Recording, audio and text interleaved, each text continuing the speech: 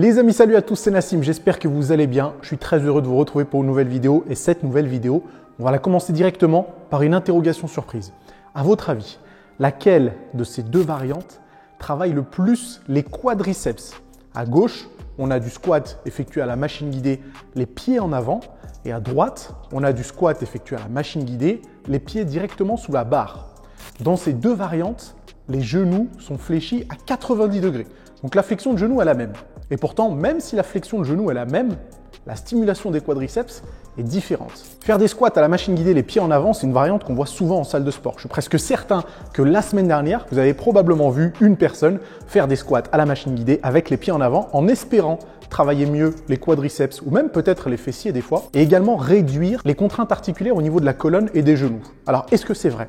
Est-ce que cette variante-là travaille mieux les quadriceps?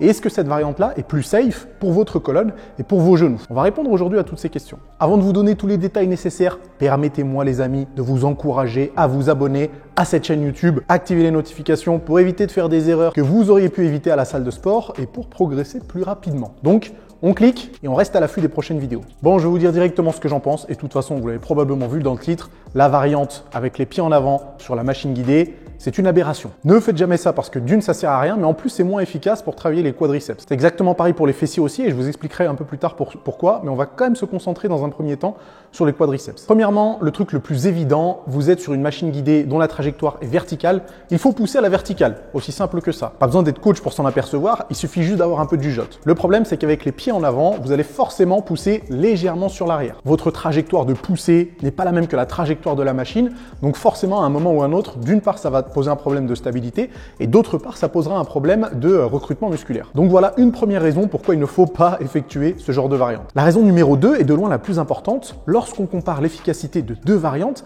il suffit pas de comparer ce qui se passe au niveau de l'articulation qui nous intéresse. Quand on fait du squat, pour solliciter les quadriceps, on va se concentrer sur l'articulation du genou. Le principe, ça va être de fléchir au maximum le genou pour que sur la remontée, on puisse contracter très fort les quadriceps et déplier l'articulation du genou. Vulgairement, un squat, ça fonctionne comme ça. Sauf que là, on le voit très bien sur les deux variantes, la flexion de genou est la même. Donc théoriquement, on devrait avoir les quadriceps qui travaillent de la même façon. Sauf que ce n'est pas le cas. Et ça, vous pouvez le vérifier sur le terrain, demain à la salle de sport. Effectuez les deux variantes et vous allez voir que vos quadriceps vont plus brûler lorsque vous avez les pieds sous la barre que lorsque vous avez les pieds en avant. Et ça s'explique très simplement. Il ne suffit pas de regarder ce qui se passe au niveau de l'articulation de genou, il faut comparer le tout avec la force exercée. Lorsque vous faites du squat à la barre guidée, c'est exactement la même chose quand vous faites du squat libre d'ailleurs, vous essayez de résister à une force qui est parfaitement verticale. Pour comparer l'efficacité de nos deux variantes, on a juste à faire une chose très simple. On observe l'angle qui est formé par l'articulation du genou, on le divise en deux et on compare ça avec la force exercée. Plus cet angle se rapproche des 90 degrés, plus les contraintes musculaires seront importantes. L'exercice sera plus difficile et donc potentiellement plus efficace. Vous voyez que lorsque j'ai les pieds directement sous la barre, l'angle est égal à 90 degrés, donc l'exercice est potentiellement très intéressant. Alors que lorsque j'ai les pieds sur l'avant, l'angle est égal à 45 degrés, donc l'exercice est potentiellement 2 fois moins intéressant. C'est-à-dire que vous allez devoir charger 2 fois plus pour avoir la même efficacité que lorsque vous avez les pieds sous la barre. Plus de poids égale plus de contraintes articulaires égale exercice plus dangereux. Donc pour résumer, lorsque vous avancez les pieds pour faire du squat à la machine guidée, vous avez au choix soit un exercice moins efficace, soit un exercice plus dangereux. En clair, une variante à bannir à vie. Donc si vous espériez, en utilisant cette variante pied en avant, mieux travailler les quadriceps, malheureusement, ce n'est pas le cas. Et si vous espériez protéger vos articulations, malheureusement, ce n'est pas le cas non plus. Mais alors pourquoi on voit cette variante aussi souvent utilisée en salle de sport?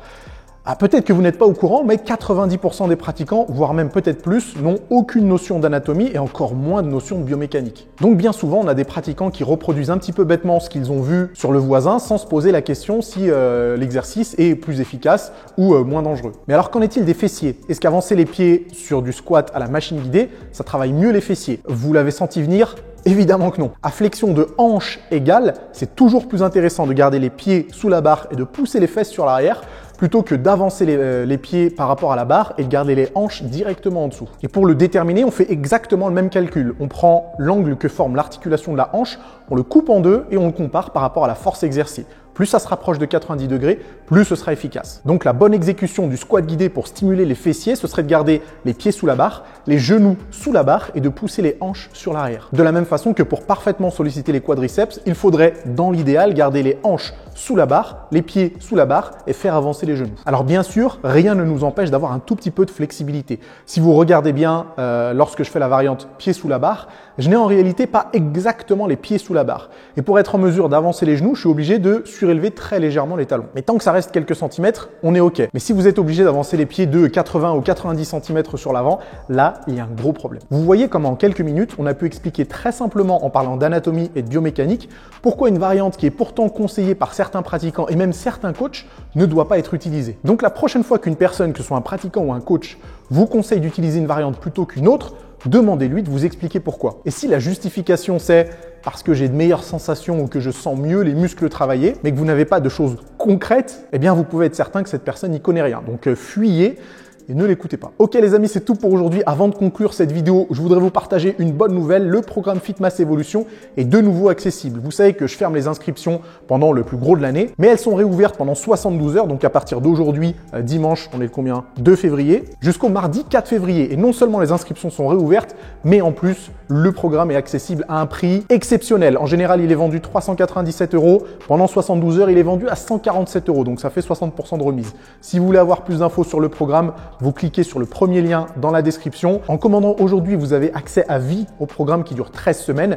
Vous pouvez du coup le répéter autant de fois que vous voulez. Il y a un programme pour les hommes, un programme pour les femmes, mais pas besoin de choisir, les deux sont inclus. Vous avez le choix de faire le programme soit sur 4 fois, soit sur 5 fois, soit sur 6 séances par semaine. Pareil, toutes les répartitions sont incluses. Il y a un calculateur diététique pour la prise de muscle et pour la perte de gras. Pareil, les deux sont inclus, vous n'avez pas besoin de choisir. En clair, il y a tous les outils qui vous seront fournis pour progresser le plus rapidement possible. Donc cliquez sur le premier lien dans la description. Et puis nous, on se retrouve la semaine prochaine pour une nouvelle vidéo.